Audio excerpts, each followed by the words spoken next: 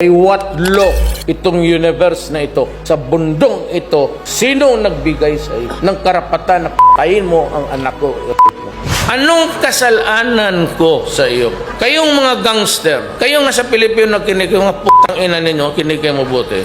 Kaya kayo namatay ganito. Anong kasalanan ng Pilipino? Anong kasalanan na mag-asawa sa iyo na magluto ka ng siyabo at ipakain mo sa mga anak namin? But what right in this universe of to do that? Huwag na tayo mag-isip ng batas-batas. Sagutin mo lang ako. By what right? Anong kasalanan namin at bakit gawin mo yan sa amin? Masagot mo yan, buhayin kita. Ang ina mo, pag wala kang sagot, p***ayin talaga kita.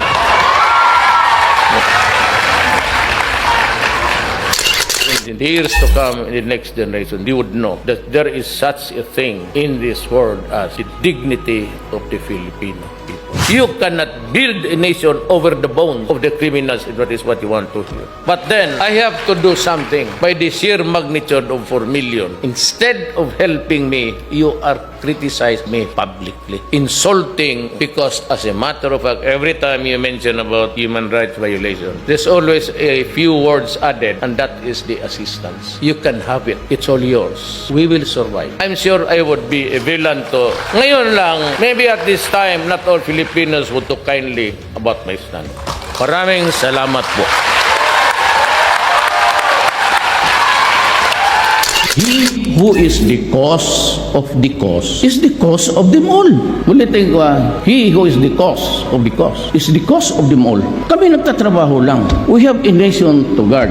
We have millions of people to see that they are healthy. It's a question of drug. It's a question of public interest, public order. Kita mo, lesser crime. Wala na kasing magnanakaw. Wala na nag-hold up.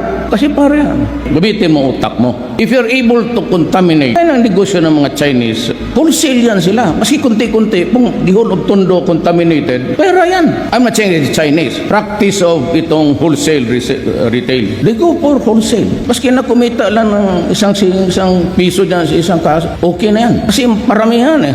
Yan ang ibig kong sabihin. Kayong nasanaya, pag may tanim pa dyan, lahat kayo alis. I do not care even if your chief of office or your CO there, kung ang chief of police, hindi niya kontrolado ang police niya, may police dyan naglalaro, out sila lahat. And I will accommodate you sa Mindanao. Doon sa Zamboanga, magandang ano doon, Zamboanga maraming beach. Sa harap ng Zamboanga is an island called, kasi maraming kinikidnap dyan, dyan na kayo magligo-ligo muna. Do not do it to me. I am awed and humbled by the vote given to me by the people. For after all, I did not also ask that I be president.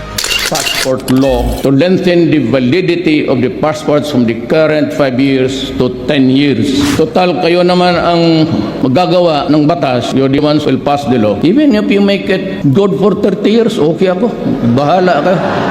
Basta stretch a little bit because 5 years is just really simply on a regular basis. Matagal pa naman itong passport. Mag-apply ako ng mga 10 days na.